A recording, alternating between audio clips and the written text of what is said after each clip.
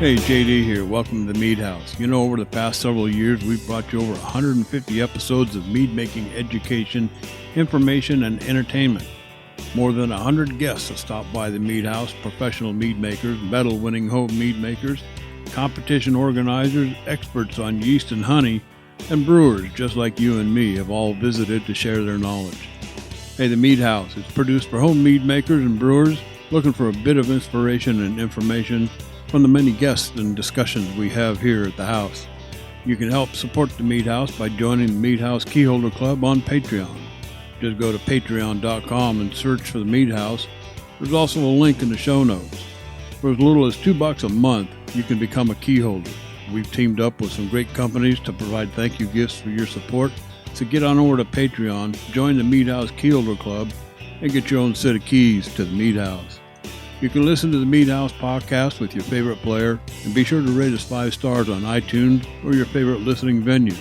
The Mead House, mead making entertainment you just don't want to miss.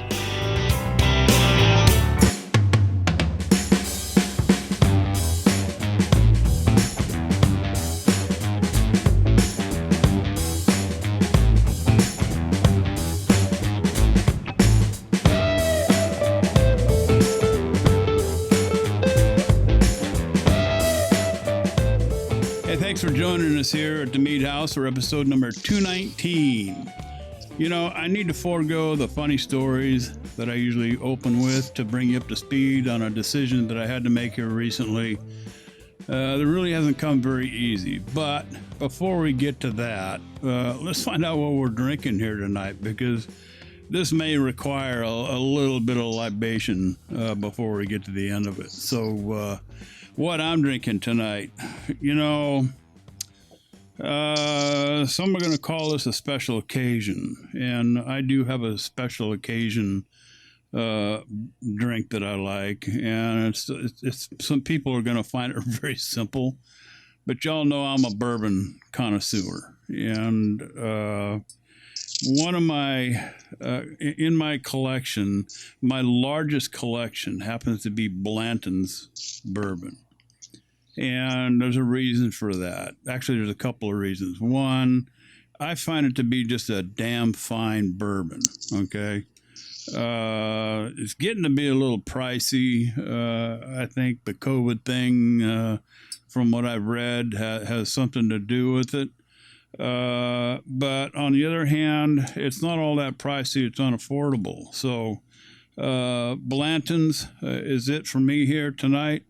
It's a wonderful bourbon. It rocks out at about 93 proof. You don't need to add water to this at all, even at 93. This is a very, very drinkable bourbon. And let me tell you something. It has all of the things that you would find in a really good bourbon. It's got brown sugars. It's got those dark fruits. It's got a little bit of that orange, like a candied orange note to it. It's got a little bit of that barrel char that you look for. Just all the good things. A little bit sweet up front where you get those brown sugars and caramels.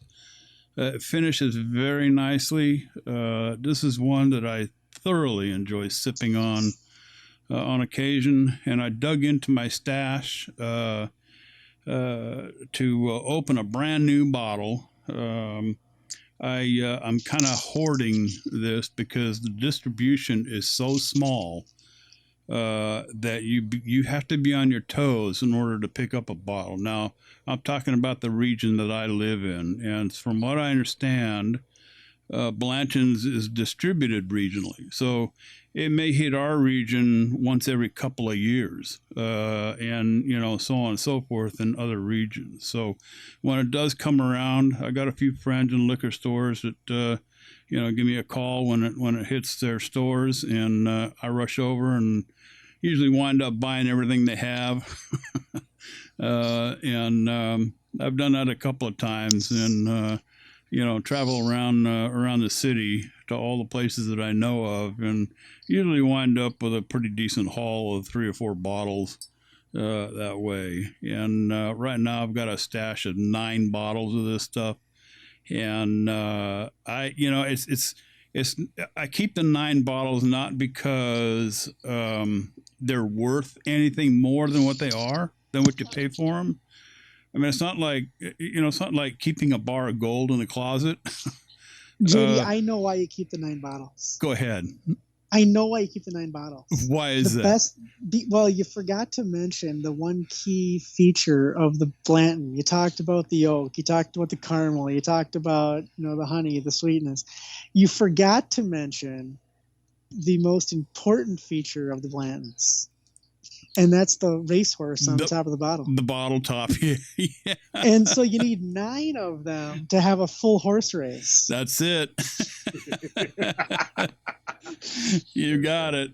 Absolutely. These are somewhat collector's bottles. Now, I usually toss the bottle, but I hang on to the cork. And Ryan's correct. It's got the horse on the top. And that's one of the cool. Also, if you look on the box, the boxes are designed so if you put 2 of them together, it makes a whole bottle. Kind of a unique feature of the Blanton's packaging. But for a I'm not going to call this an expensive bourbon. I know it's pricey out there right now, but it's really not an expensive bourbon. And I've mentioned this on the show before numerous times. It's not about the price; it's about the flavor and what you enjoy about it. And Blanton's one of probably the most sought after bourbons on the planet, only because of such a small, little, tiny distribution. I mean, it doesn't last more than 24 hours in a liquor store, pretty much anywhere. At least in my neighborhood, and so you're lucky to even get a bottle of it. So that's kind of the reason why I hoard it, because I never know when I'm going to get my next bottle, or 3 bottles, or whatever. And so tonight's show being one of those special occasions, I popped open a brand new bottle of Blanton's, and I'm going to sit here and enjoy the hell out of this one here tonight. So with that, Jeff, you have not only the meads that you make at home, but you also, and I've pretty much written down some of the brews and things that you've tried, and have attempted to find some of them out here. Some I can, some I can't. But you come up with some pretty unique things to put in your glass. So what are you doing tonight? So glass number 1 is actually... This is something, as a host of a mead making podcast, that I admittedly don't drink very often, and that's maybe not the best thing to say. I'm drinking a traditional mead. I've cracked open Picture of Nectar by Sap House. This is a sweet mead. This is a traditional. Awesome. And for a sweet mead, you on the nose you get that beautiful floral aroma of the honey and the kind of just the flowery character of the honey. For a sweet mead, it is not like cloyingly, bitingly sweet. It has a very nice acid balance to it, where there is some sweetness there. The acid kind of tones that down and makes it mellow to the point where you're not just like, okay, well, I'm going to have a 2-ounce glass of this and call it a night. This is a dessert wine and I'm done. No, I think I could. I'm not careful, I could finish this bottle tonight, because this is a very well made traditional with everything nice and balanced. I'm getting a lot of floral character out of this, just from the honey itself, and I think it stands on its own. It is kind of a shame that I don't just drink traditionals once in a while, because this is, it's hard to make a good traditional sometimes. It really is. Yeah, I don't know how Sap House does it sometimes.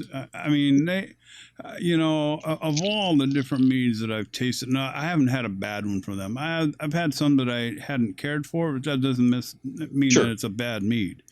All right, so don't get me wrong there. But of all the ones that I've had, okay, they seem to have this balance down pat, like it's a... I don't know, like it's a science, or like there's some kind of process or procedure that they follow. I don't know what it is. The tartness, the sweetness, Other than their barrel projects, I'm talking about the ones that come in the 375, those big tall bottles. Man, I don't know how in the hell they do it. Because I mean, they're a professional meadery, and I know that it's got to get out of the fermenter on the shelf and get sold. And these meads are made to drink. They're not made to hang out in your cellar for 6 years. No. But my God, how they're able to put it together so that the tartness and the sweetness gets balanced out so perfectly is just beyond me. And believe me, I've even been to Sap House. And I've tried, I've popped the question a few times, how do you do this? Well, I mean, there's some proprietary things that they're just not, even Ash, as good a friend as we are, he's just not going to tell me. Well, But, sure. On the other hand, my summation is that they've been doing it long enough. He knows what works and what doesn't work. And they've just taken it to task to produce some of the best damn mead I've ever tasted. So, oh, sure. This is a level of mead that a good home brewer can aspire to. And oh my God, yes. This is setting a nice benchmark, and I appreciate Sap House for that, because, like you've said, I've had so many of their meats, and not all of them have been like my absolute favorite. But even stuff that I didn't care for necessarily, I still have to go, wow, I don't necessarily like this, but this is still a good mead. Yeah. The level of quality is just right there. So yeah, that's glass number one. In glass number two, I have a local beer. This is a KC Beer Co.'s Winterbock. It's a dark Doppelbock lager. So very different in character from the mead. I get a lot of it's got that dark chocolatey character to it, a little bit of coffee notes to it. But it's still very light and drinkable. I mean, it's a lager. It's not a stout or a quad or something like that you would really think of for a winter drink. But it's hitting those flavor notes without the heavy body and the really the thick mouthfeel that you would kind of associate with more winter beer. So this is definitely taking a backseat to the mead, but it's there to back it up if it needs to. Yeah, sounds good, man. Good stuff. Ryan, you're another one. You seem to run the gamut from one extreme to the other with some of the things that you put in your cup. I remember the Solera project that you had started, and just dumping, various partially empty bottles into a container and just going from there and just seeing what pops up. To some of your precise projects, like your what do you call the ones with the wine grape? Pyments. I mean, you're such an expert at putting out some awesome pyments. What is in your cup tonight? Well, JD, I don't drink anymore. Bullshit. I do not drink anymore. Okay. But I don't drink any less either. There you go. JD, I feel bad for people who don't drink, because when they wake up in the morning, that's the best they're gonna feel all day. Yeah. Isn't it? Oh my God. I joke, but the only reason I drink is for the antioxidants. Yeah, right. No, the vitamin benefits of it, whatever. Yeah, right. I just take a little mead every now and again for the antioxidants. Yeah. No, gentlemen, to bring it back a little bit more serious. Daddy had a long day.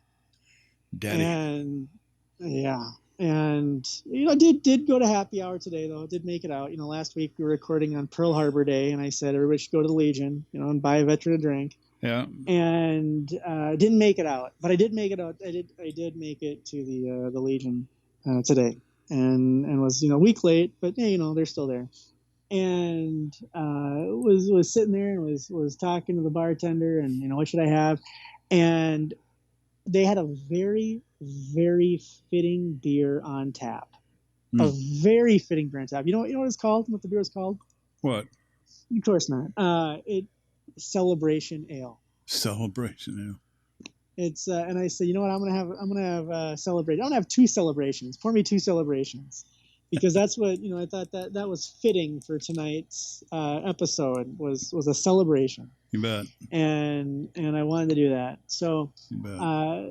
what Sounds is right. what is in my cup tonight? Well, Jeff, you were talking about Ash and Ash and Evan. They're hell of mead makers.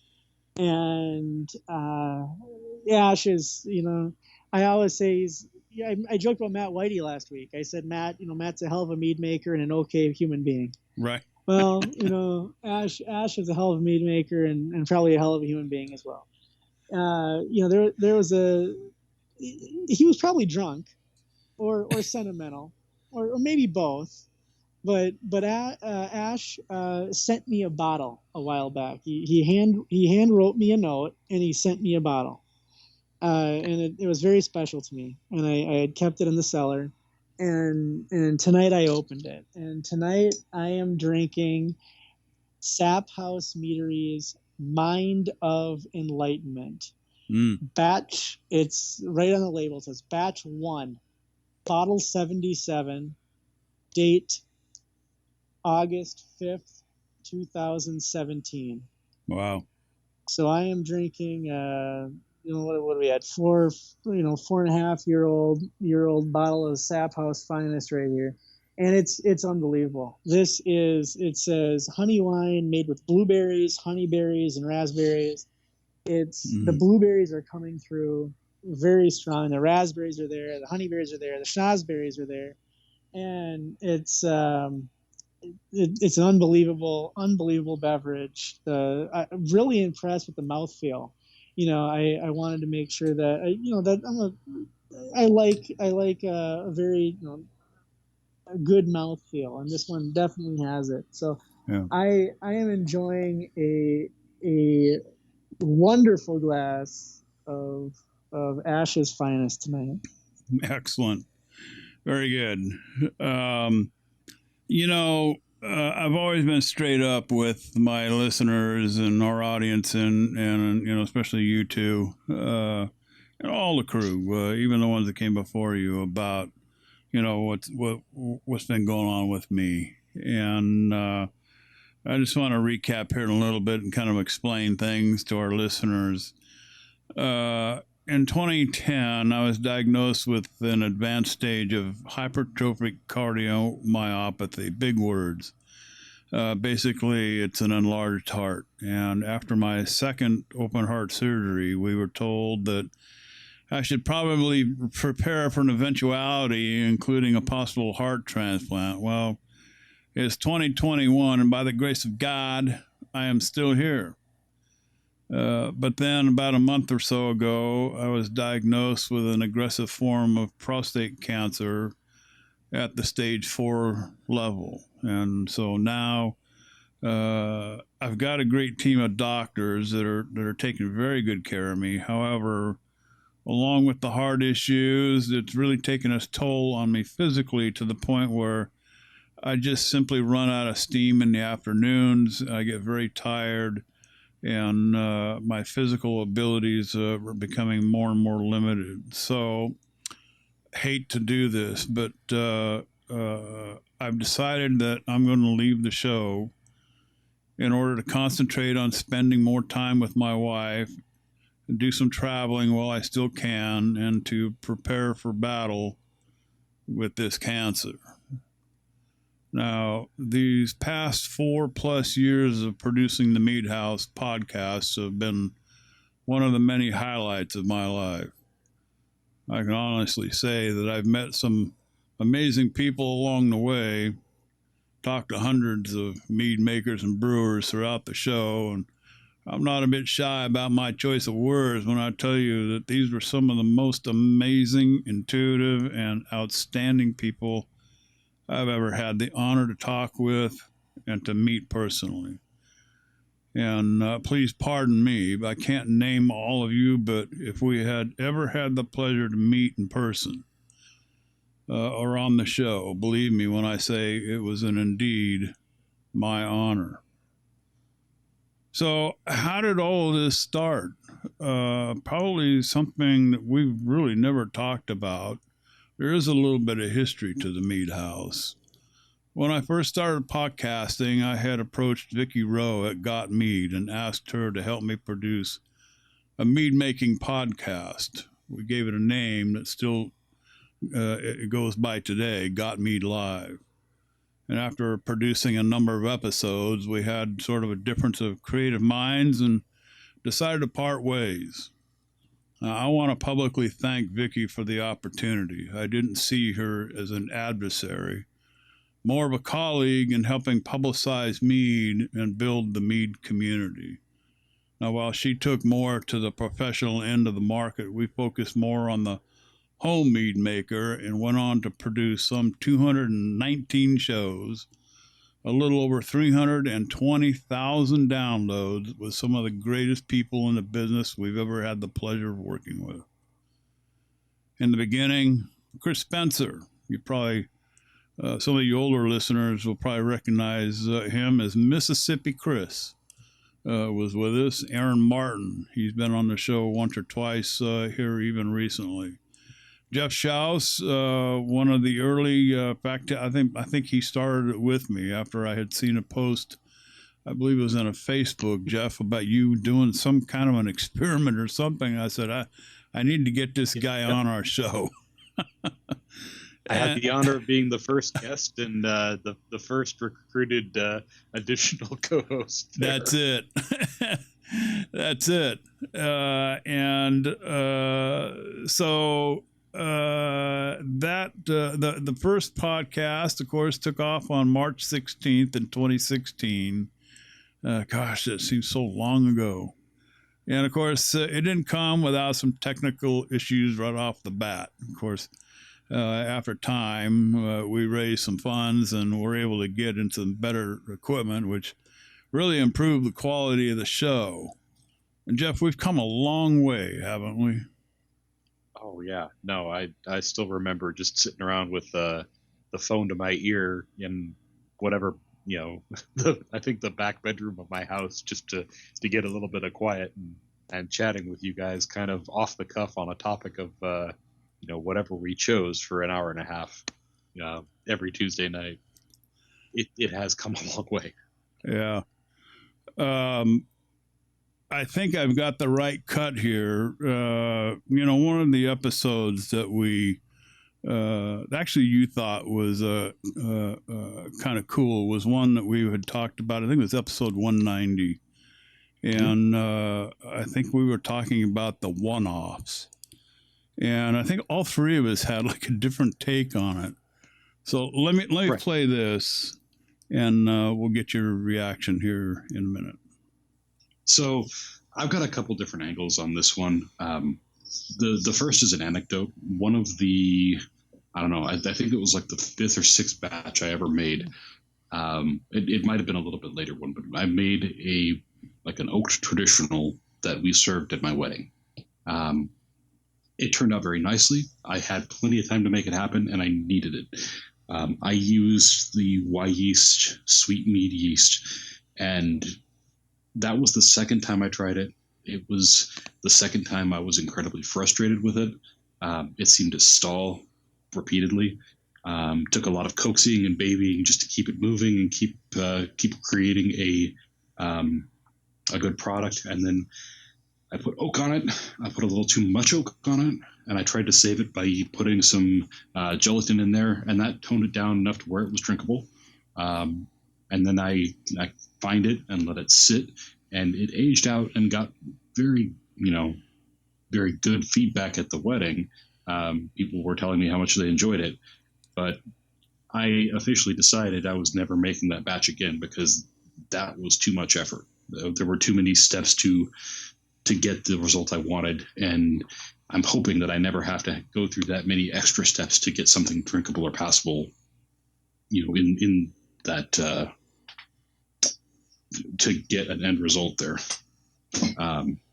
So that's one-off batch, and I may do a riff on that, make another oaked semi-sweet traditional mead in the future. But Not going to use the Hawaii sweet mead yeast. I'm probably going to go with something a little bit more. What do I want to say? One of my go-tos now, whether it's 71B or I might hit it with a Clank yeast even. So, so the one-off conversation. Now I'm going to play another cut here in a minute. Ryan and I actually get into it, and he talks about it. But the whole one-off thing was kind of a fun topic of discussion. Yeah.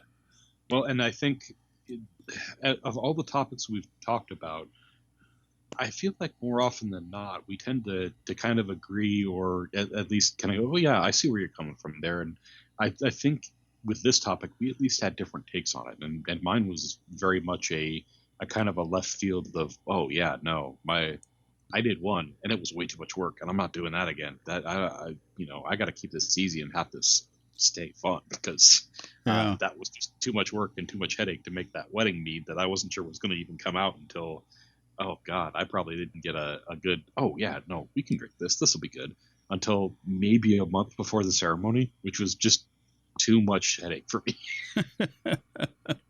Well, at least you only get married once, right? Well, hey, let's cross our fingers. Yeah, cross. Come on, don't jinx me, Jay. There you go. Well, here's JD and Ryan's take on the whole one-off thing here. Sit tight. And I have done this before. You make a recipe, maybe you make it a couple of times, and you nailed it. Okay, what you got was really good. And you think, well, I'm going to take it up one more notch. I'm going to make it just a little bit better. And you add something or even take away something. Maybe it was too much of one thing, not enough of another. So it's not much, just a little bit. But what you wind up with is something that doesn't even taste like the original recipe.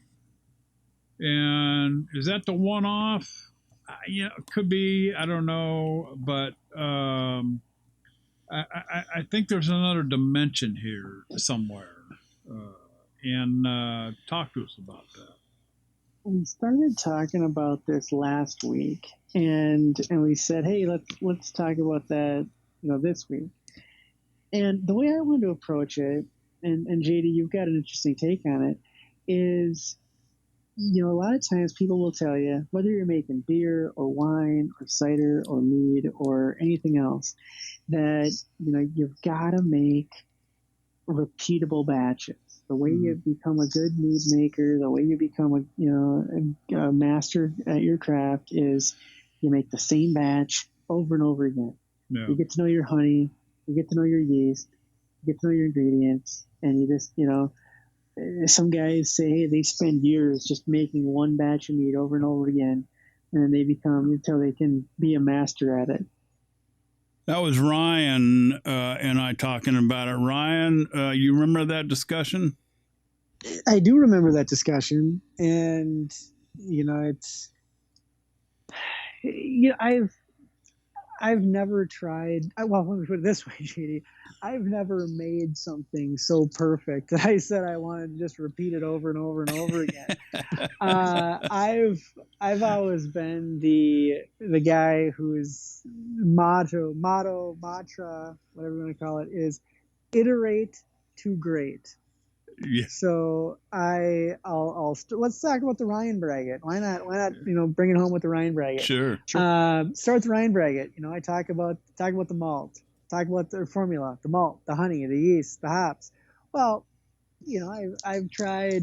You can make infinite. It's a very simple formula, of course, but you can make infinite varieties of Ryan Braggot by switching up your malt, switching up your honey, switching up your yeast, switching up your hops, and finding out what works and what doesn't. So yeah. I've done. I would tell you that I've made umpteen batches of Ryan Braggot, and almost all of them have been different. Some of them have been very different, some of them have been just a little bit different, but they've all been different. Even if it's fermentation temperature, even if the yeast are the same, the hops the same, the malt's the same, just a couple of degrees different on the fermentation temperature. But don't shy away from it. I mean, if you make something spectacular and you want to repeat it over and over again, God love you, because that means you've really found what you want to make, and that's what we all aspire to. But for the rest of us, poor saps, we're constantly iterating to get just a little bit better every time by tweaking here and there. Well, Jeff, sometimes I wonder if the one-off even exists anymore, because we have talked about all different kinds of yeast, all different kinds of hops. We've had discussions with yeast makers and hop farmers or hop producers and people in the home mead making realm as much as the professional mead making. Maybe that one-off just doesn't exist. My explanation of it was that, maybe you want to take it up a notch. Well, maybe you're creating something completely different at that point. So that kind of throws that whole one-off theory for me completely out the window. Yes and no. I mean, I feel like I kind of side a little bit with Ryan on this, where if I make something really good, I know I have my notes. I can go back and I could make something probably pretty similar. I don't iterate. I don't repeat enough to say, oh yeah, no, I can make batch 216 perfectly again if I want to do another 5 gallons of that. Yeah. I just have that confidence. I just repeat enough, but I do similar takes on enough similar stuff that I know I can hit the ballpark. I can get 90%, and it'd be pretty good. Yeah. I could try something a little bit different, and I probably will. What I really liked about this episode, though, is this kind of speaks to just the fun that the three of us have had over the course of this mead making journey, and just playing around and just doing stuff that interests us specifically, as opposed to any random thing that we were talking about. I mean, we have our little one-offs and our experiments and the things that have really just caught our attention, and we have grown a ton. I'm not going to speak for you guys, but I know I, for one, have. Oh yeah. Oh no, I've Same here. My belt's gone up 2 inches. I've grown. Well, yeah.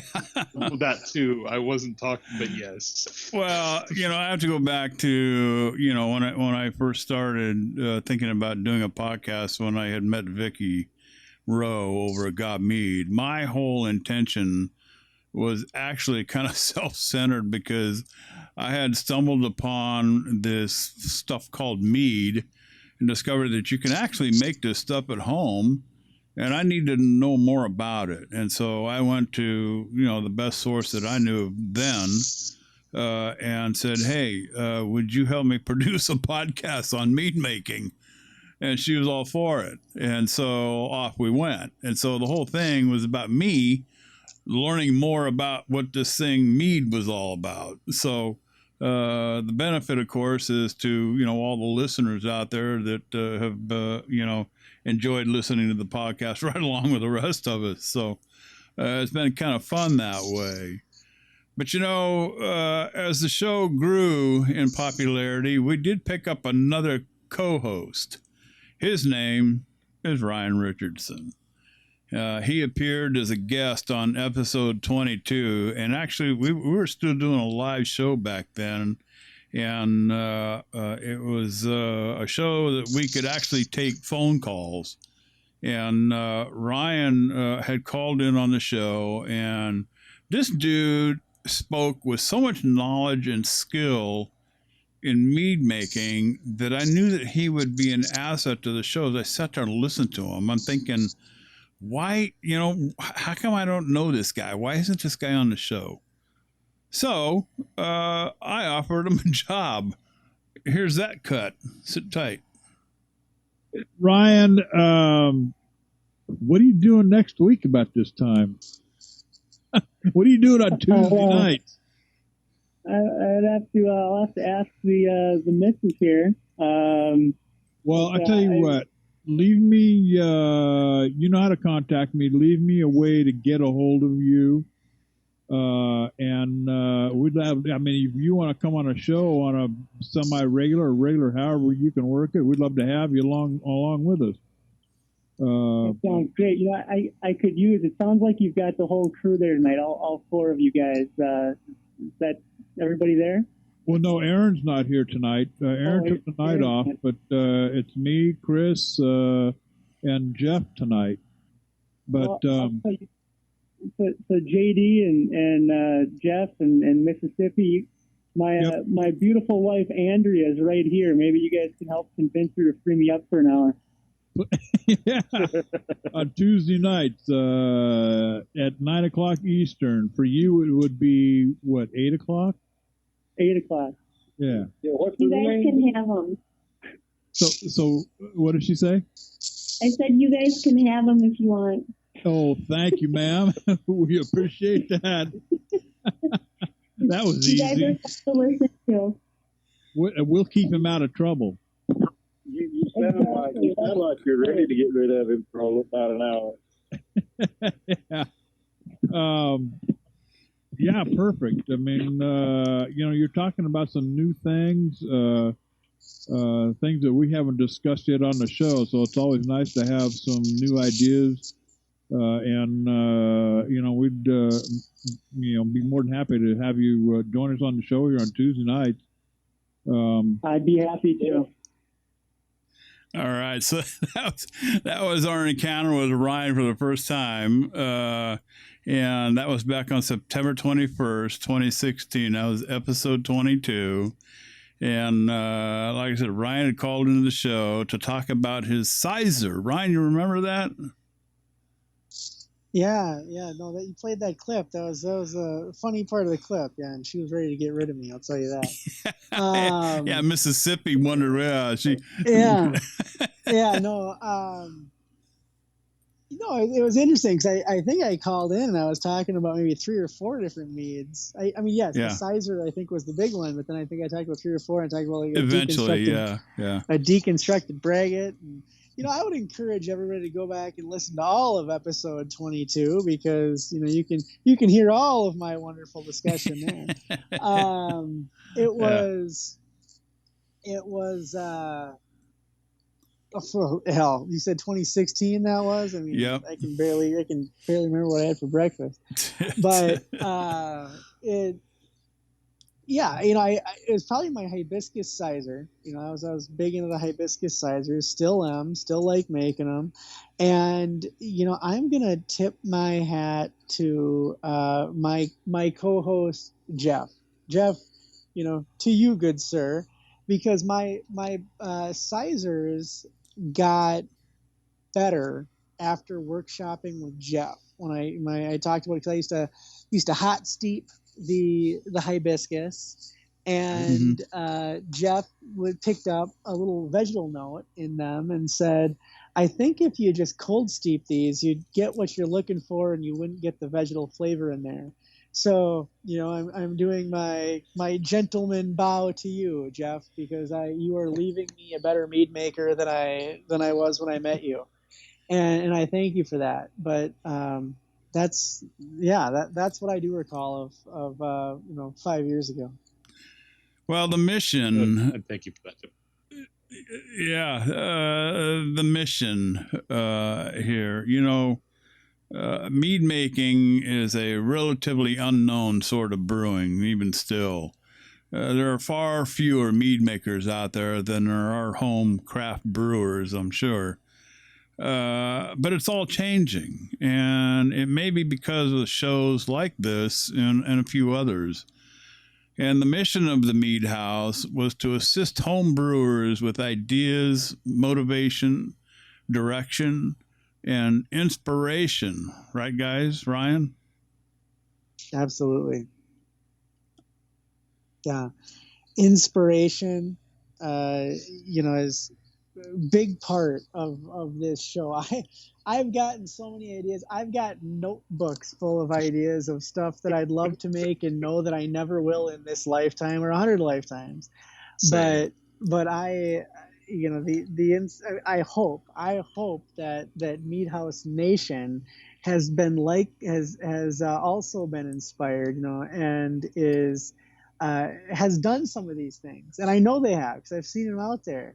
And so even though I can't do it all, and Jeff can't do it all, and JD can't do it all, it's been I know a lot of it's permeating throughout Mead House Nation, and little bits of it are falling in the cracks here and there, and sprouting up into wonderful meads, and sometimes bad ones that we hear about, like the juniper cranberry. How about the coffee meads?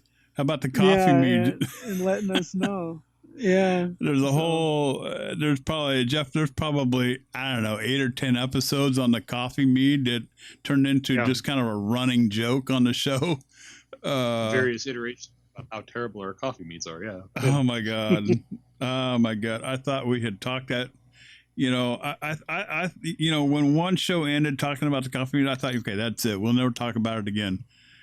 And then 2-3 weeks later, somebody would come on the show, or we'd drink somebody's mead, or Sap House even, putting out, I don't remember what it was called, but they put out a coffee mead that was like out of this world. And I'm thinking, oh my God, here we go again, talking about coffee mead. So we'd talk about it for another episode, and this kind of went on and on and on. And it just turned into a running joke. Yeah, it's funny because we keep referring to it. And I think it speaks to us in our level of humility that we're allowed to make jokes about how terrible that first coffee mead we made was. Yeah. Yeah. And it's still, to this day, it still makes me want to do something with coffee. Yes. Still, even though I sit here and would joke about it from time to time, and sometimes even get thoroughly disgusted with it. But the one thing that keeps working on my mind is something that Ash had said. I don't remember what episode it was. It might have even been the first episode, come to think of it, where he said he laid down a nugget that was so freaking big. You talk about a ton of gold, okay? He said different grinds at different times. Isn't that just the puzzle box you want to unravel from every different angle you possibly can? You think? I mean, yeah. This is this is what they call the Pandora's box. Of course, I guess of course maybe that's the bad thing. But it's like that. It's like being given the key to the treasure chest. Just dealing with that. Just taking that one little nugget, and it still works on my mind, and I haven't tried anything with it yet, but I still think about it constantly.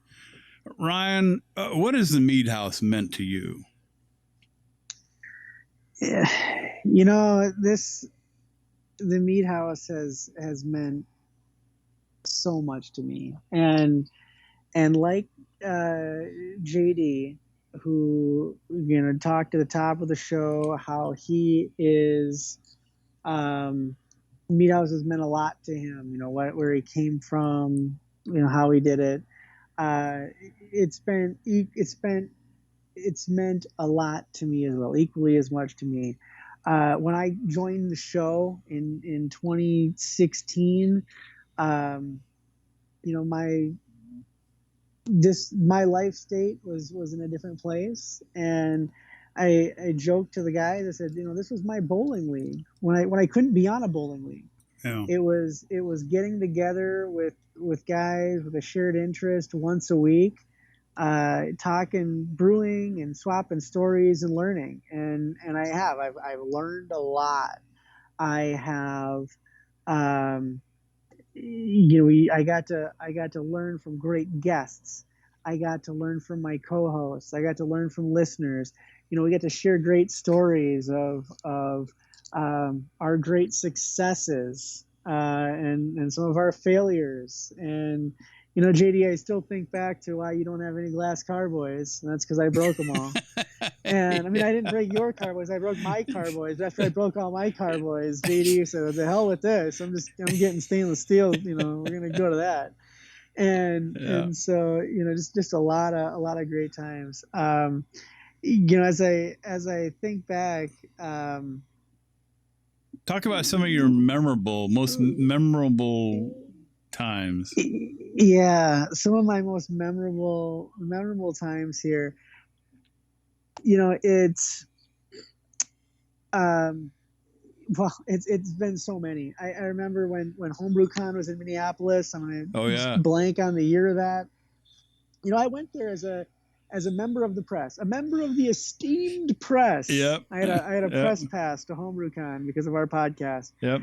And people, a few people saw my badge. They saw my badge, and people would come up to me and say, "Oh, you're the Mead House. You're Ryan from the Mead House. That's so cool. I listened to that show." Yeah. And it made me feel good that it wasn't just a couple of guys talking into a vacuum once a week. There's actually people up there listening to us, and they said they enjoyed us. They loved it. Iron V1. Oh my god, dude! Go back. I forget the episode, but the top of my head. But the Iron V1 wrap up episode was just fantastic. JD, you're playing clips of people you talked to. Yeah. We're interviewing some of the winners. That unbelievable event, one of the neat events of the year. That was one. I didn't fully understand the mead making community until I got up there to Minnesota and was at Iron V1 and met all of those people. Matt Whitey. I mean, all these people. I can't even name them all. But good Lord, I mean, what a friendly, and these people are willing to swap recipes and share information, and it's like, you get to your relative's house and some recipes that your grandmother make are like proprietary, and it's like, oh no, I can't give you that, But these guys are willing to give up recipes and tell you how they made one particular meat or another, and everybody brought a cooler with 4 or 5 bottles, of meats to share and drink and for people to try out. What an experience. I mean, it just blew me away. And that was such a memorable experience for me. And I didn't mean to interrupt, but go ahead. No, JD, absolutely not. That was what, 2019 we did Mead House. We did the Iron V1. So 2019 Mead House Iron V1. Unbelievable event. We had 100 people. First we had all the judges. We had some of the best judges in the country come and judge these meads. Sit in the room, and then we had the event again. Find that episode, listen to that episode. It's a wonderful episode. And then we had 100 probably mead makers there. Yeah. Professionals, amateurs, just mead appreciators. And just a fantastic time hanging out, trying these people to walk into the cooler mead and start passing around little cups and say, try this. Do that. And it just unbelievably fantastic. So that was a great one. The next year, we had a bigger challenge. 2020 had a challenge for everybody. But we made the Iron V2 happen. Yeah. And the Iron V2 happened, and Jeff and I, infamously got together in an Iowa cornfield and judged Iron V2 in an Iowa cornfield. That was a lot of fun. That was a very memorable moment as well. I'll tell you one that is it's not Mead House maybe specific, but it is. Was because of the Mead House, I was asked to appear on Basic Brewing Radio, right? And with James Spencer and Steve Wilkes, and did an episode on their show as a guest, and that's a funny episode. I also recommend that all the Mead House listeners go find that one. If you just type in, Basic Brewing Radio, Ryan Richardson, you'll find that episode. and I bring him I think we drank 6 meads, but I think I brought 7 or 8. So I think we drank like more than we're actually on the show. And you can some people that have listened to this show and know me a little bit have said, Ryan, I can hear you and James and Steve start to get more inebriated as the tasting goes on. So that was kind of a funny one.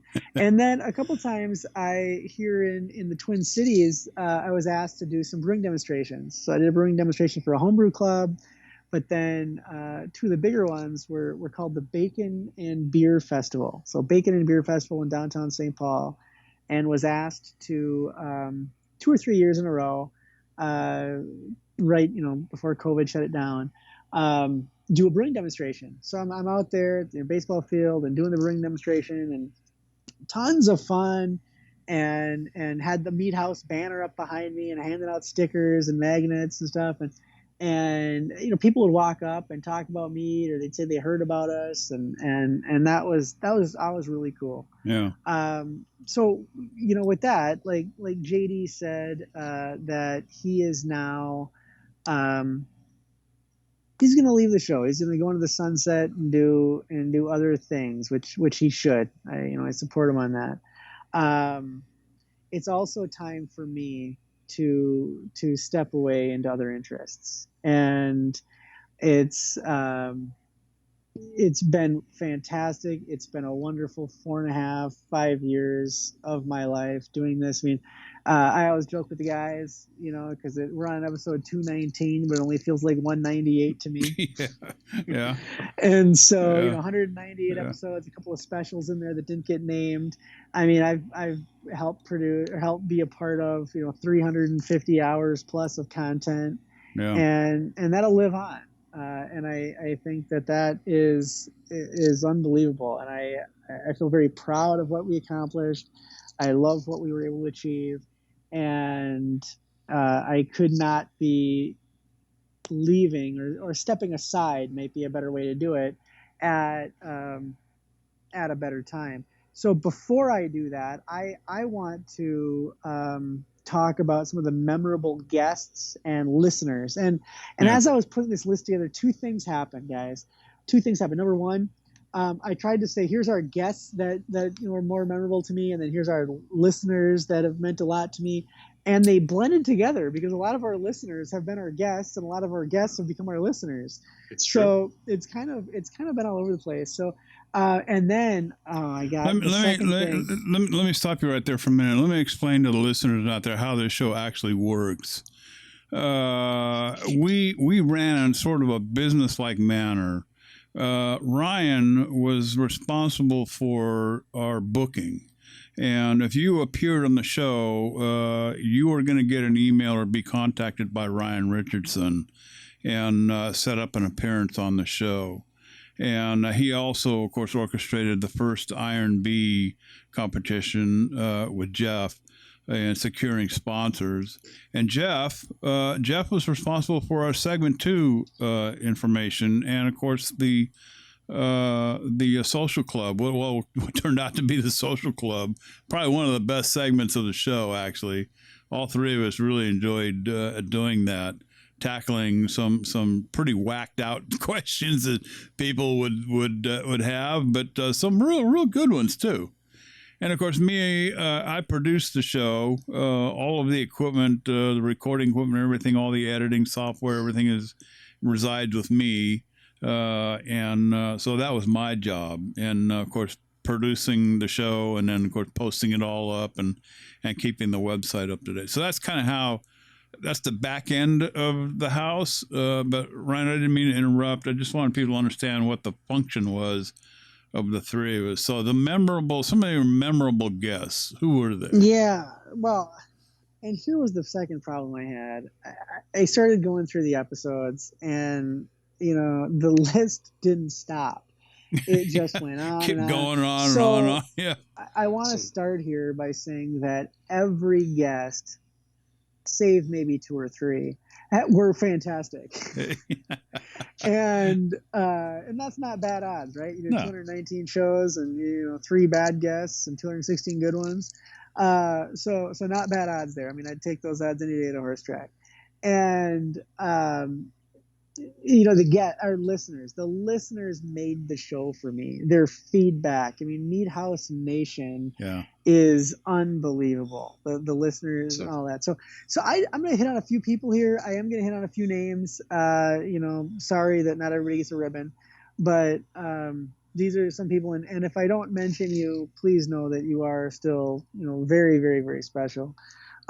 First of all, Jessica Nebesny and Kylie Gwynn of Mountain Rose Herbs. Oh God, yes. Fantastic ladies. They were instrumental in Iron Bees 1, 2, and 3, and helping select the secret ingredient, providing the secret ingredient, fantastic advice on how to use the secret ingredients. Just unbelievable.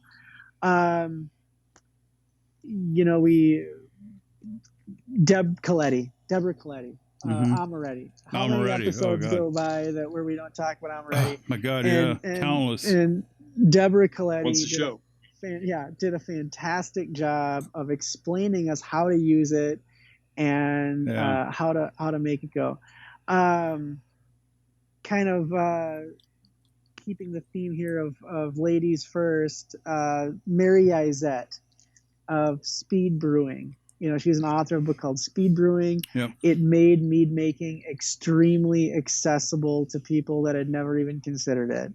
She was a wonderful guest. Really, really enjoyed having her on the show. And again, I encourage everyone to go back and look at these folks. Brian Pierce of YCH Hops. And Yakima Chief, right? Yakima Chief Hops. Oh my God, yes. Hops. Brian Pierce talked about, he helped workshop the Ryan Braggot. Yep. Talked about how to use your hops in the Braggot shootout. Just unbelievable stuff there. I said ladies first, and I jumped to Brian, but one more I'm going to mention here on top. Rachel Lippman, recent guest, yes, but two-part guest. Just Rachel, fantastic guest. Shared about her family's history coming through the Holocaust as mead makers, and then still using her grandfather's recipes. Still using her grandfather's recipes and being from the oldest mead making family in Maryland now. All right, a few other folks. Ricky the Mead Maker. Oh God, yeah. Oh my God, that was such Ricky a fun show. Maker, yeah, I think he was on twice. He was a funny guy. You talk about unorthodox, unorthodox method of mead making, but man, his meads were out of this world, man. He told me that he was getting blackballed by the mead community. He had written an article that had been they paid, some brewing publication had paid him to write a mead article, and then after they paid him to run the mead article, they buried it. And I said, if this guy's been blackballed from the mead community and a publication has actually buried an article that they paid him to write, I want him on our show, and I'll give him the platform to say whatever the hell he wants to say. Damn right. And so we got him on there. Lance Shaner, Omega Yeast. Oh yes, this is the guy who initially brought Kvike to the masses.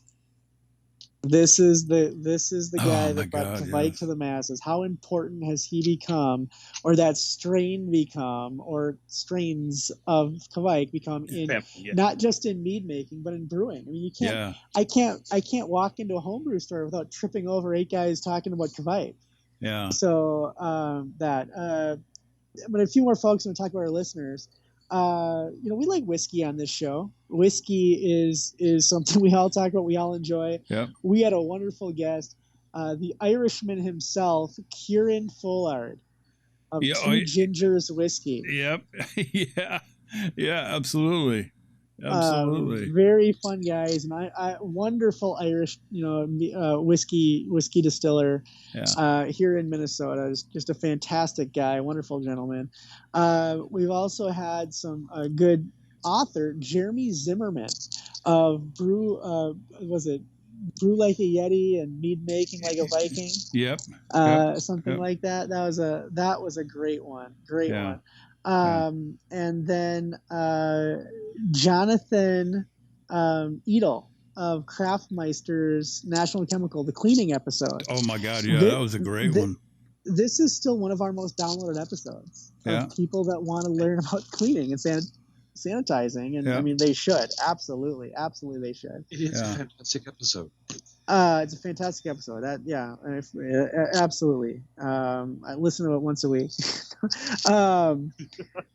Now the listeners, talking to some of these listeners who are also. Well, you left off one. You got to mention this one from Christy Zerpor.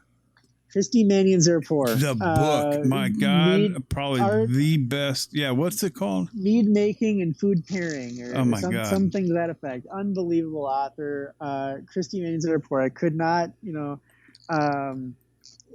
thank her enough. Just a wonderful guest. You wrote a wonderful book. It's a beautiful book. I still reference it quite a bit. Oh yeah. I've made the maple bacon popcorn a few times out of her book. Yeah. And staying on Susan Rood. I should mention Susan Rood, of course.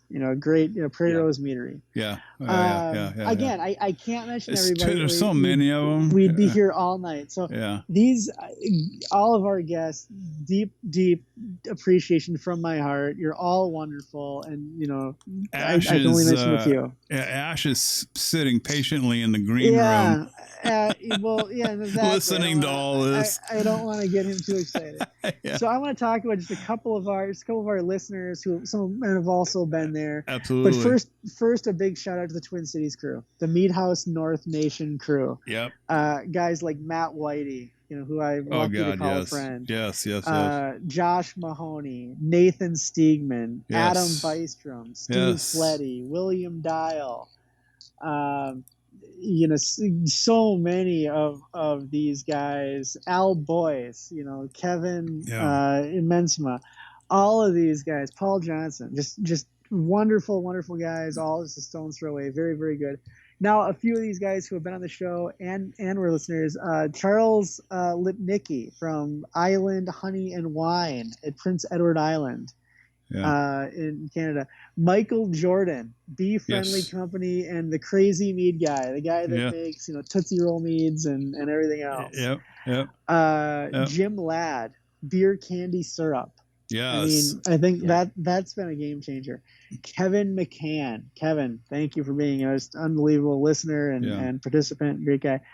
Brian Height, Sui Generis Brewing. Yes. This is a funny guy. If you like Belgian beers and you want to learn how to make your own Belgian candy syrup for pennies, listen to that episode. Ralph Lyon from Enlightenment Wines out of Brooklyn, New York, who makes all natural meads, no added yeasts and all the natural stuff. Very, very interesting. Got to sample some of his things. Loved them. He's an amazing guy. Great Ralph is my next one in Brooklyn. I'm gonna have to stop and see him. David Myers, the chairman of the Mead from Redstone Meadery. What a funny guy. Just a funny guy. Listen to that show. Sam Wineka, the lab manager of Bootleg Biology. Yeah. If you guys remember, Bootleg Biology is an open source biology lab that is trying to collect wild yeast bank wild yeast from every zip code in the country. Right. So you can go to Bootleg Biology and find some of those things. Last couple of folks here, John Jacobs, guys, driving around on the highway, pollinating orange fields, with the flatbed semi-trailer full of honey, full of bees, and a hell of a mead maker, by the way. The guy's got a medal. John Duncan. John Duncan, a good listener to the show. A newer listener, but nonetheless important. And I've mentioned her before, but a big shout out to our a newer listener, Lady Braggett, as she likes her moniker to go by her moniker there. And then lastly, to our communities, the Facebook communities. There are so many Facebook communities out there. I think there's something like 30 different mead Facebook communities, And for a while I was trying to keep up with most of them. Yeah. Losing battle, of course, but lots of wonderful mead communities on Facebook for everything from the highbrow mead makers all the way down to the dirty and cheap ones. Yeah. And then our Reddit community. Our Reddit community is unbelievable. Great stuff there. Learned a lot from those guys. And ladies, and they were big participants in the show, sent us a lot of questions, and were just fantastic. So I leave with a heart of gratitude. I leave with a heart full of gratitude. I feel like we've accomplished so much. We've done quite a bit. We have, I feel, made our mark in the mead community. We've helped promote it. We've helped publicize it. We've helped develop it. We've helped bring excitement to certain styles and ways of thinking about making mead. And my cup could not be more overflowing, and my heart filled with joy as I also step aside to let the fresh growth blossom. Yeah. Yeah, Ryan, I'm so appreciative of your input and your expertise and, the work that you've done here at the house, both you and Jeff, honestly. I mean, there's no way I could have done this myself. I mean, we tried to run this as much like a business as we possibly could, even though we were in 3 different locations. Jeff in Kansas City, I quite haven't figured out. I guess it doesn't matter what zip code. Is that Kansas City, Missouri, or Kansas City, Kansas? Well, Kansas for the longest time, Missouri now. Yeah, it's flippy floppies. It's okay. So, and Ryan up there in Minnesota, beautiful country. Had the pleasure of being up there not once but twice. Just gorgeous country up there. Land of 1 million freaking lakes, not just 1,000 lakes. And of course, I'm down here in, I don't know, would you call me, Ryan? Mead House Southwest or something? Southwest, yeah.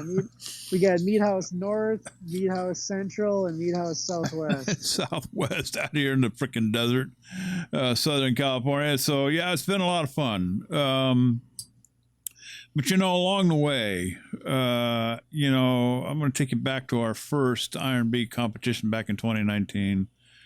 Ryan had done an instrumental job on securing sponsors for our first competition, and we had so many sponsors. Man, they really came aboard, and he had approached a potential sponsor and asked him if he would contribute to our efforts. Well, that sponsor is here with us tonight, and he's the owner of Sap House Meadery and Hop Brewing in Ossipee, New Hampshire. Now, you might have a hard time finding Ossipee on a map. It's not a very big town. I think he'll tell you there's like maybe 4,000 people there, and that might be on a Saturday night. No telling what happens during the week, but it's a little teeny tiny town.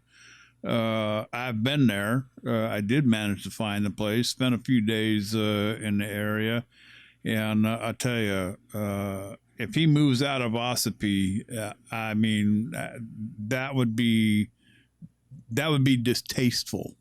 But anyway, so he has fully supported our efforts, not just in all of the Iron Bees, but he's also provided great support for our show. And here's a cut from the first show, the very first one he was on. We were wrapping up the segment and asked him for some final comments. Now, again, I want you to pay attention to what this guy says. Now, keep in mind, this is his first show. Okay, listen to what he has to say. It's in our best interest as meadery owners to get as many up-and-comers out there and successful and showing people that, we're all just educators. That's all we are. And, that's our task. That's what we need to do. And, I'd like to help anybody that'd like to start a meadery. So if you do have listeners, they can always message us over at saphouse.meadery.com on our contact form, and they can also find us on Facebook and ask any questions there. I'm very approachable. I'm very transparent. You'll get that from me 100% of the time. I may dodge a few questions here and there with proprietary stuff, but for the most part, I'm a mead maker for the people. And if people want to start a meadery from a 5-gallon bucket, I can show them how to do it. Start a meadery from a 5-gallon bucket. Now, this is the owner of a professional meadery that does. I mean, this is his business. Okay, this is how he makes a living. But yet he's willing to step up and show you how to make the best mead, that you can. He's with us here tonight, and I want to introduce him right now. Ash Fishbein from Sap House Meadery. Looking for some thoughts on my final show, Ash. Fellas, I've been trying to reach you about your car's extended warranty. Oh. Thank you for having me on tonight. That's what you get for having me sit and drink Blanton's as well. Oh, there you go. Attaboy. Attaboy. I figured tonight if this is JG's last show, I know what he was drinking, and I didn't know it was going to be Blanton's. I won't lie. I knew it was going to be bourbon, but I was like, I'm gonna pull that little pewter horse racer off the top there and have a little sip of that. So, attaboy. Thank you, fellas.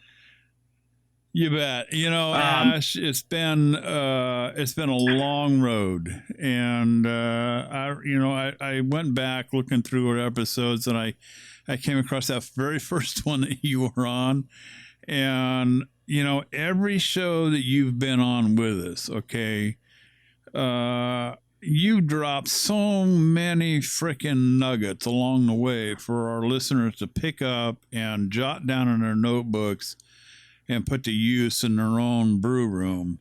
And I'm so thankful for you for doing that. Of course, you heard us talking about, I know you were sitting in the green room there all night. You heard us talking about the coffee thing with the, and the one so very, it's still in the back of my mind, different grinds at different times. That's still sticking in my head. But talk to us about your visits here and what you thought about the show and your thoughts on the Mead House and what we've been able to accomplish here. Well, holy cow, my head is full of so much that I want to get out. I know I have a little window to do that, but you got all night, son. You take as much time as you need. Well, thank you. I first and foremost, I can't just hop into that stuff. You guys have done this for 5 years now. What was it? 318 shows, 19 shows. 219 shows. 219 shows. 350 hours. Yeah. Mm-hmm. Yeah. And I mean, yeah, you're doing something you love. You're talking about a hobby you really care about and you're passionate about it. Obviously, it shows. But I mean, it's all. I hope you have been appreciated along the way by. I know a lot of the names you mentioned, Ryan, the listeners, the guests. I know a lot of those people that you mentioned, and I just hope that you understand how important this show has been for 5 years. I'm so glad about technology that it's recorded and it can be carried on as a legacy. The information is timeless, so it's not gonna age. It's gonna age very well. And I just hope that you have all gotten the thanks you deserve, because sometimes things like this can be quite thankless, and you're not doing it for yourself. You're doing it for everyone else, and you're doing it for the inspiration of a great hobby and a great passion. And you have never, ever swayed from that. And you used a clip of mine where I'm like, I'm very transparent. I do that hasn't changed. I still do all of that, and I still believe all of that. I was a little worried when you were like, I've got a clip here, and I'm like, oh shit, here we go. Yeah. But you know, if there's anything that's been consistent on the show, it's you guys. I mean, it's wonderful what you've done, and I think one of the greatest joys I've gotten out of this is, you know, you always say, oh, we're inspiring home brewers, home mead bakers. We're just here for inspiration. And that sounds like it's just, oh, just that. Well, what's amazing is, you know, Evan, who was with us for 3 years, I'm sure you guys all know Evan. Evan has moved on from the company, but I mean, he's still woven into the fabric of our company. He will always be a part of building our company. But one of the greatest memories I have of Sap House is walking in nearly 5 days a week, and I would hear one of three of your voices, if not all. And he had that thing on blast all the time, like all the time. And it was just like, holy smokes, fella. Like he was just in it. And so you're not just inspiring home mead makers. You're inspiring the pros. And he took ideas. He asked questions. He would put you on repeat. He would rewind. He would, you know, there was interactivity of your podcast. It wasn't just we're here for just inspiration, because it did so much more than that. And I am sure that we are only one of a million universes that people have had that wonderful experience with all of you. So from the bottom of my heart, thank you. You know, listening tonight, I mean, you kind of kicked it off strong. I mean, Ryan, I believe you're drinking Picture of Nectar, and you already mentioned Sap. I was like, you guys make me blush, because you're always praising what we're doing. You're always praising our efforts. And I mean, I will send the check, I promise. No, but, you know, I tell you, I'm kidding. No, there's a reason for that, Ash. And I mean, you know as well as I do. I mean, you're making a living off of this, and you need to feed your family and pay the bills, and you employ people, and you can't do that unless you're producing top-notch, raise the bar level product. And you know, two of us out of the show belong to the club, and we get our boxes every quarter. And I'm just, you know, both of us, Jeff and I, are blown away with the level of perfection that comes out of some of these meads we get. I mean, that's these are. All right, I gotta jump in here. Number Go one, ahead. Number one, Ash. Yeah, thanks for being here. It's actually you said that the episodes will age well. I just hope they age as well as this bottle of Mind of Enlightenment I'm drinking. Holy smoke, dude! Holy shit, Ryan! 14%. Mind of Enlightenment, dude. And I'm jealous. I said I don't know if he was drunk or sentimental or both when he sent me that bottle, but I appreciate it. And then and then JD, it's our last show, and you guys can't stop knocking me for the two of us are in the mead club. The two of us are in the mead club. I mean, I can't get a break in the last show. Yeah, friends like these. Well, let's talk about your bragging. Yeah, talk about Ryan bragging. Oh my God. Well, Ash, let's talk about some coffee. Yeah. I mean, the whole coffee thing that turned out to be just a running joke for God, I don't know how long. But anyway, you know, we're very appreciative of your input and your willingness. I mean, you jumped in with both feet when Ryan asked you to, you know, support the Iron Bee 1. And from then on, I mean, it just blossomed. Our relationship with you blossomed. And I'll tell you, one of my best memories was, of course, being able to make a visit to Sap House Meadery and Hobbs Brewing, for that matter. And, oh man, that was wonderful. Yeah, to come out and meet with you, and Evan was still there. I spent some time in the brew room with Evan. I can't divulge a lot of the things that we had talked about, but he turned me on to some of the things that he was working on and doing, and some of his procedures and everything. And this is why I say your meads are, they set the bar for a lot of people, I think.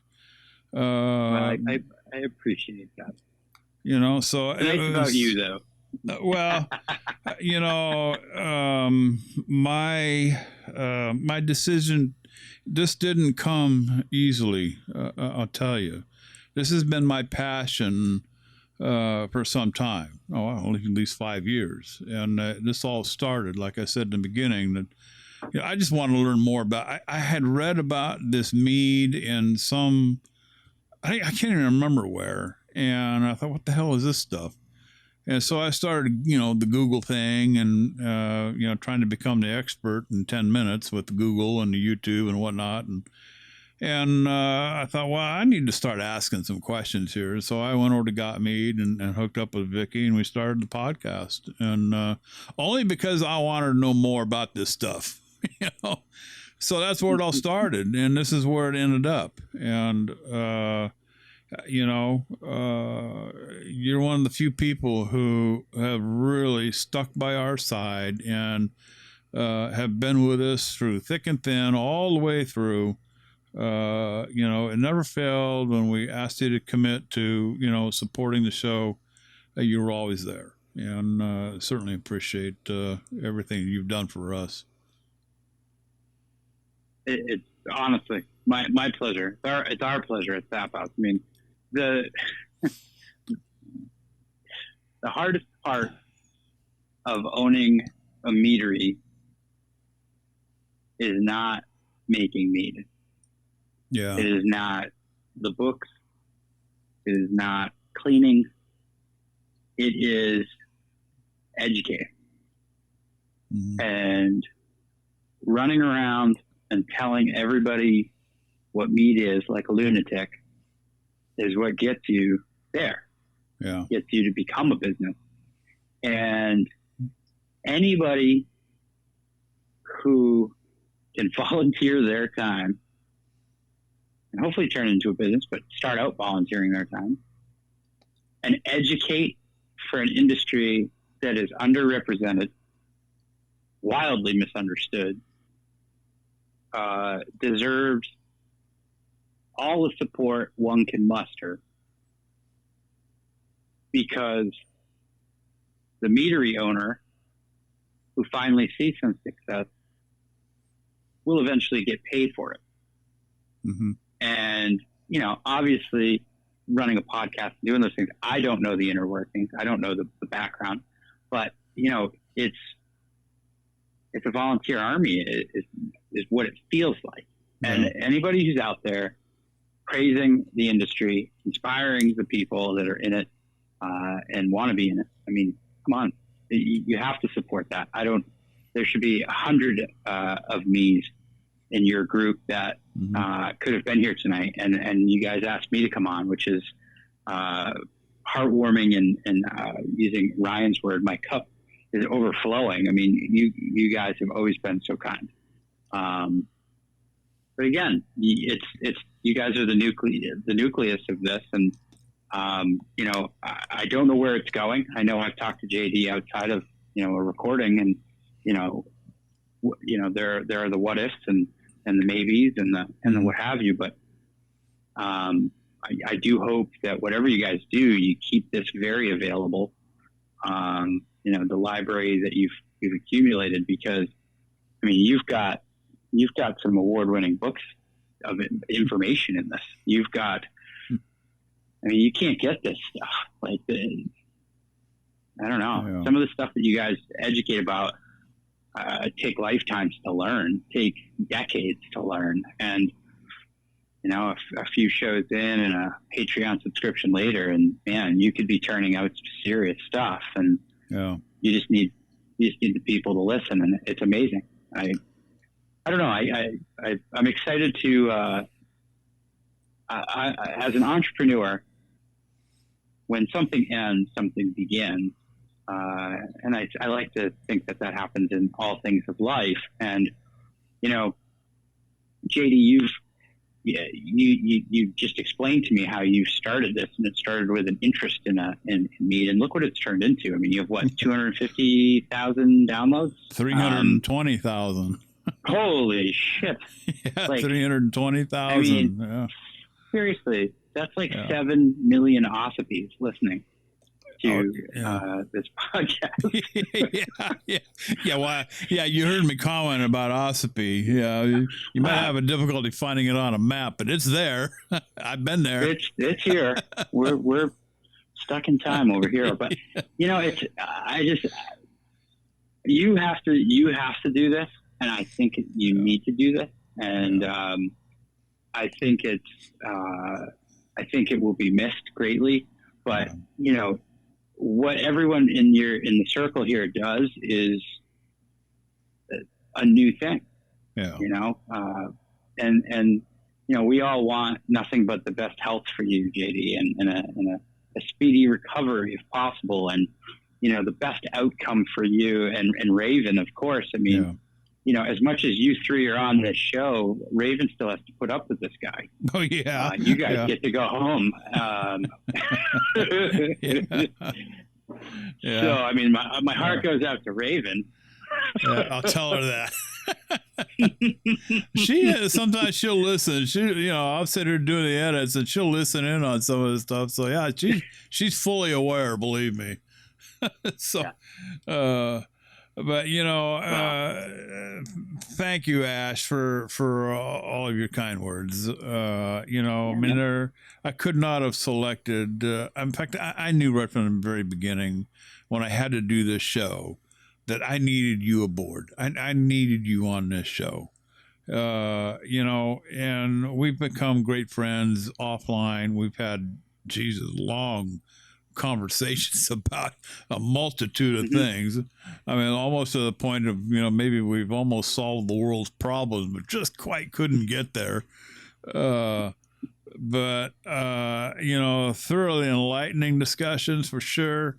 But most of all, like I say, you've been a big supporter of the house, and you know, appreciate you coming on the show. I don't know how many times you're on the show, but every time I asked, you were there.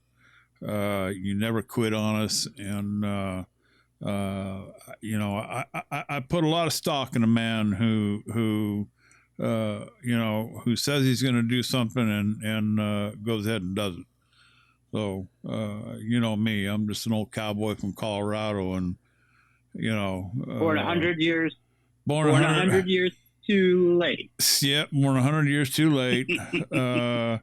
You know, a handshake with a man is good enough for me, as long as you know what's in his heart, and you know that he's speaking truthful. And sometimes that's all I need, just a handshake. And you've been there for us, and I appreciate it. And when the stop button's pushed, JD, and this goes for Ryan and Jeff, you guys make a call, and I will answer. Well, you know, I support you guys in all that you do and all that you endeavor. Funny you should say that, because I'm going to go ahead and wrap the show here. You know, it's been a long journey, one that I have thoroughly enjoyed. All of the conversations that we've had, there's enough here at the house for any home mead maker to get inspired, be creative, and certainly produce some tasty meads. It's been my pleasure to work with Mississippi, Aaron, Ryan, and Jeff, and I think we've provided the home brewer with some home-skilled knowledge from our own experiences in the brew room. A lot to be said about that, I guess. And I think that was one of the unique perspectives of the show, is that, you know, none of us are professional mead makers or brewers, so you're getting the perspective of home mead makers, home brewers of varying different experiences, which I think paid off in the long run. And, so best of luck to all of our listeners. I'll see you down the road a time or two, I'm sure. But Jeff, this is not the end of the Mead House. I don't want to get people the wrong idea here. We're not going anywhere. I'm just going to ride off into the sunset on my horse. And what's in store once we blow this candle out and light a new one? Well, and I realize for a lot of our listeners, this feels like a very sudden goodbye to JD and Ryan, but I want y'all to understand this is not the end of the Mead House. These guys are leaving some very big shoes to fill, and I don't want to understate that. I mean, I am not planning by any stretch of the imagination to go replace either of them, because how could I? These guys have been so big into what we have built here that there's just nothing I can do to replace them. But that said, I don't think this adventure is over, not by a long shot. Like we said at the beginning, I was the Mead House's first guest, and I kind of jumped into this with both hands. I have been ridiculously fortunate, I think, to have been part of the growth of the show, to have grown as a mead maker and have benefited from listening to all of our guests and just the conversations we've had. That just talking to you guys and getting plugged into the meat community as it is. So first and foremost, I want to let our listeners know we won't be doing regular release schedules for a couple months. That doesn't mean I'm not going to be working. There are just a lot of details kind of on the back end that behind the scenes that I need to figure out as far as what the next version of the Mead House is going to be. You're likely going to get some shorter content on an irregular interval, and I'm going to be playing around with different ideas. I can say without a doubt, though, that the Mead House is still going to be focused on home mead makers, all shapes and sizes. Whether you're looking for more and more battles, or you're just in it for the fun and the drinks that you're going to share with family and friends. Things are going to be a little different moving forward, but that doesn't necessarily have to be a bad thing. We got to this format that we enjoyed. Segment 1, usually an interview. Segment 2, usually something we were working on. And segment 3, the social club, by trial and error. I think it's safe to say, moving forward, we're going to be dealing with a lot of trial and error. I really like the idea, for example, of a series of recurring guests, maybe like Alex, who's crazy about melomels, and Bill, who's interested in different session needs, Charlie, who's taken the idea of the Ryan Braggett onto some weird direction that no one have possibly predicted.